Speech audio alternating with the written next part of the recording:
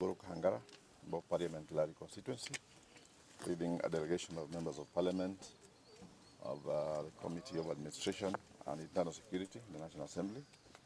And we are doing what we call the oversight visit in Kisii County.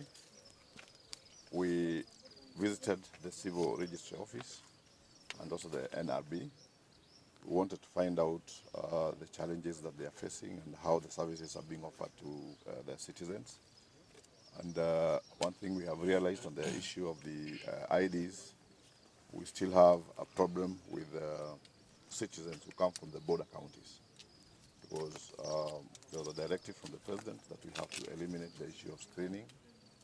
But from the process as it is today, it still looks like the border county citizens are not able to get their documents in time, because there's still a bit of verification that needs to be done and a lot of documents that are supposed to be produced. It is something that we'll take up as a committee, because we realize that most of these citizens already have birth certificates indicating that they are Kenyans, born in Kenya. The parents are Kenyans from the local tribes. That means that the other process that they have to undergo is being discriminative. We have also seen that on the issue of the registration, in the county they are already at 150%. Because they're supposed to register about 25,000, they've already done 34,000, meaning that they're doing well on the issue of registration.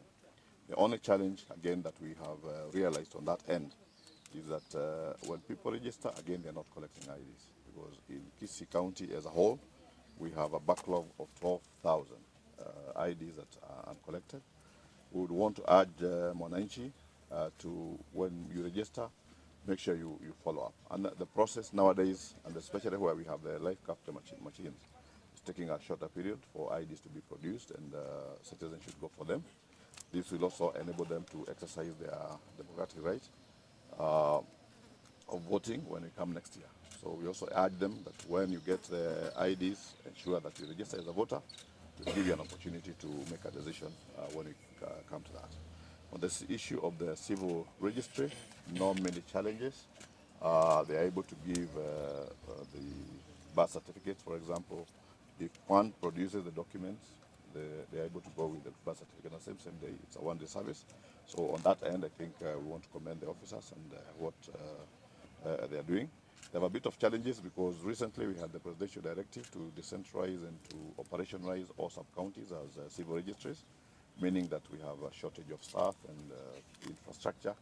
That, as a committee, we'll also be able to look into as we do a budget. Otherwise, generally, on the issue of security, Kisii County, according to the representative of the DCC, is relatively calm, and we urge Wananchi to continue to keep peace even as we move to the election year. I have indicated that citizens from the border counties, they're already having challenges. They already have a birth certificate. It has your full names. You can tell that this is a Kisii. The parents' names are there.